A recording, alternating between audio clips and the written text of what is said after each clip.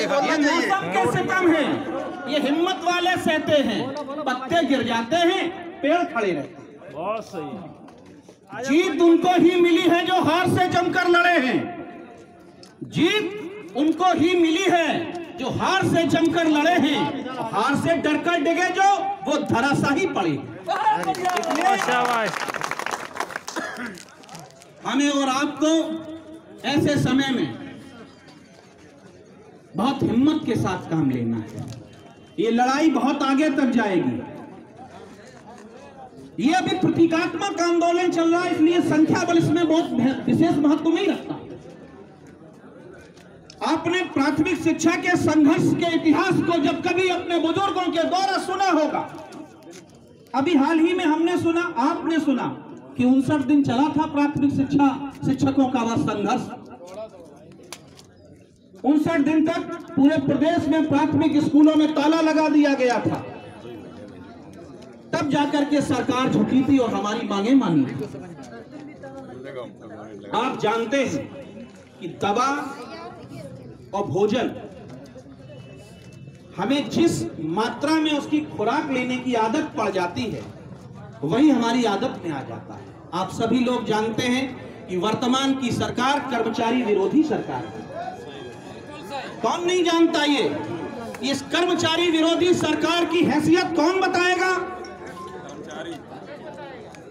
इस गुस्से को जो वर्तमान सरकार की कार्यशैली से आपके मन में है, इस गुस्से को 2022 तक जिंदा रखिएगा।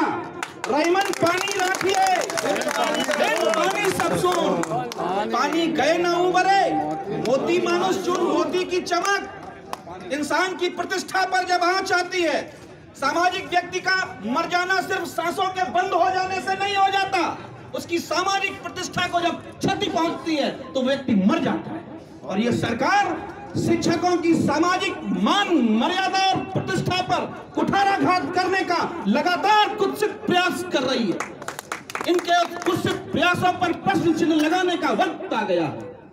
साथियों, मैंने मनवीर मधुर को कभी सुना, उसने कहा जब यूटा के साथी इस बात से आनंदित हो और अपने को हौसला अफजाई करें कि भावों को तोल रहा हूं मैं, अंतर्मन खोल रहा हूं मैं, भावों को तोल रहा हूं मैं, अंतर्मन खोल रहा हूं मैं, गांधी जी से न कह पाया तुमसे बोल रहा हूं। भावों को तोल रहा हूं मैं, अंतर्मन खोल रहा हूं मैं, गांधी जी से न कह पाया तुमसे बोल रहा हूं मैं कि गौरों की हिंसा का जो हिंसक प्रतिवाद नहीं होता, सिर्फ अहिंसा के बल पर भारत आजाद नहीं होता। उत्तर प्रदेश के इतिहास में जब कभी बेसिक शिक्षा मंत्रियों के कार्यों की समीक्षा की सूची बनाई जाएगी तो सतीश द्विवेदी तेरा नाम दुश्मनों में लिखा जाएगा। बेसिक शिक्षा के हितैषी नहीं हो सकते।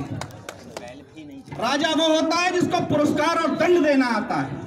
जो सिर्फ दंडवादी नीति के साथ सिंहासन पर आसीन हो जाता है, वो राजा कहलाने का अधिकारी नहीं होता।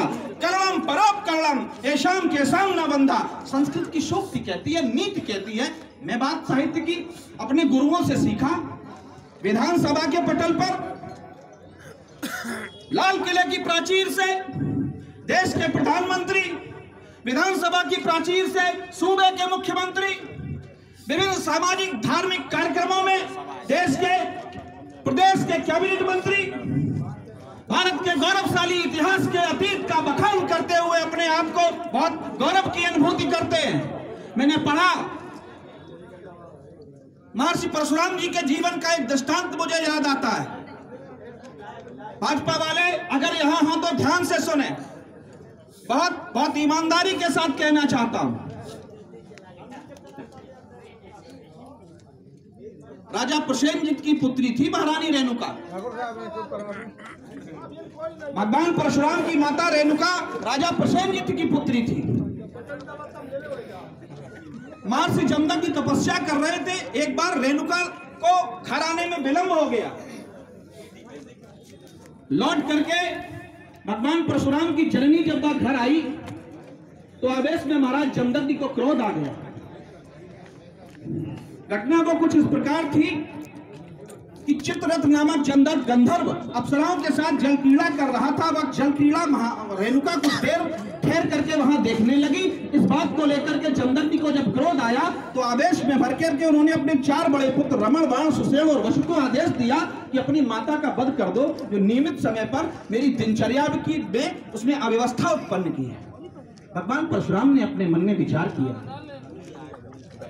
कि गुरुओं ने, शिक्षकों ने माता के पद को, गुरु के पद को पिता के पद से बड़ा बताया है। गुरु जब माता नहीं होती तो गुरु माता का कर्तव्य विद्यालय में पूरा करता। वो 1/4 माता, 1/4 पिता होता, बाकी का आधा वो गुरु होता। माता और गुरु के दोनों कर्तव्यों को अपने जीवन में उतार करके निष्णात विद्यार्थियों को सेवा देने का पौरुष करने वाले व्यक्तित्व का नाम गुरु होता है। लौट करके जब जननी घर आई तो आवेश में जमदग्नि ने 4 बड़े पुत्रों को आदेश दिया कि माता का वध कर दो। महर्षि परशुराम ने अपने मन में विचार किया कि माता और गुरु का पद पिता के पद से बड़ा है, ऐसा मैं कैसे करूं। पुनः उन्होंने अपनी मां की ओर अपलक दृष्टि से निहारा। मां मौन खड़ी थी। शास्त्र की ओर, गुरुओं की व्यवस्था की ओर परशुराम जी ने विचार किया तो शास्त्र में लिखा पाया कि मौनम सम्मत लक्षणम, मौन सम्मति का सूचक है। ऐसा करके उन्होंने अपने परशु का प्रहार मां के सिर पर कर दिया। जमदग्नि महाराज प्रसन्न हुए तो उन्होंने पूछा कि वरदान मांगिए। अब मैं साहित्य की बात करता हूं, जिस साहित्य की बात भारतीय जनता पार्टी के लोग लाल किले की प्राचीर से करते हैं। उस साहित्य को देखिए, वहां क्या लिखा है कि अनुचित उचित विचार तज जे पाले गुरुबेन ते भाजन सुख सुयस के बसाई अमर पतेन। ये मैंने कहा, ये हिंदुस्तान के धार्मिक सांस्कृतिक चेतना के शिखर पुरुष तुलसीदास ने लिखा। ये अनुचित उचित विचार तक जे पाले गुरुबेन ते भाजन सुख सोयस के बसाए अमर पतेन। मात पिता और गुरु की बानी बिना विचार करिए सुख जानी। वहां विचार करने की भी आवश्यकता नहीं, विचार करने से भी दोष लगता है। चक्रवर्ती सम्राट राजा दशरथ के पुत्र जब गुरुग्रह पढ़ने गए तो शस्त्र उतार के बाहर रख गए, खड़ाऊ बाहर रख गए, और वो जब तक अयोध्या में रहे तब तक राजा दशरथ के बेटे राम कहलाए।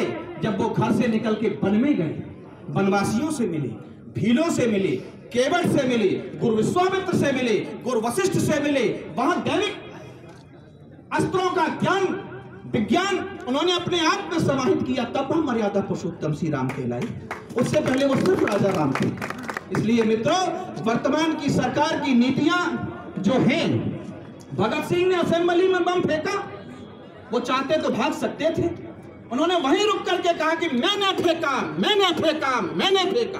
क्यों कहा ऐसा?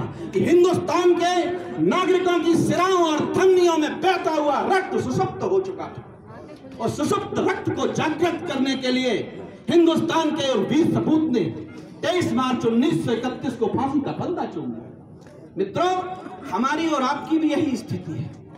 लेकिन एक बात मित्रों याद रखना, आप लोगों से कह रहा हूं कि विभीषण राम जी के भक्त हैं, ये जानते थे सब, लेकिन जो देशद्रोही हो वो पूजा नहीं जाता।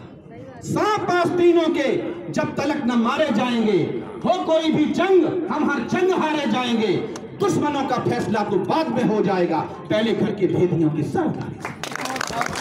मैं दिनेश चंद्र शर्मा जी से भी आग्रह करता हूं, मैं प्रदेश के जो नेतृत्व हैं, मैं जिस दमदारी से यहां कह रहा हूं वो भी होंगे, यही कहूंगा कि आप पर उत्तर प्रदेश के एक एक शिक्षक ने विश्वास किया है। आपकी आवाज पर गोरखपुर से लेकर के मथुरा तक पूरा शिक्षक आंदोलन होकर के मौसम की परवाह किए बिना, उनके भी छोटे छोटे बच्चे हैं, इंतजार कर रहे होंगे घर में, बमुश्किल तो छुट्टियां नहीं मिलती। आपकी एक आवाज पर शिक्षक पूरे प्रदेश में आंदोलन के लिए तैयार खड़ा है। शिक्षकों के मान सम्मान और भावना के साथ अगर आपने समझौते करने का प्रयास किया तो ये उत्तर प्रदेश का शिक्षक आपको भी माफ नहीं करेगा। और मैं कहना चाहता हूं कि औरैया के अपने दमदार साथियों की बदौलत आपके बूते में कहना चाहता हूं कि अगर आपसे नहीं होता प्रेरणा एक्ट का विरोध प्रदेश अध्यक्ष जी, तो 10 दिन के लिए ये प्रदेश प्राथमिक शिक्षक संघ की हुकूमत औरैया के हाथों में दे दो।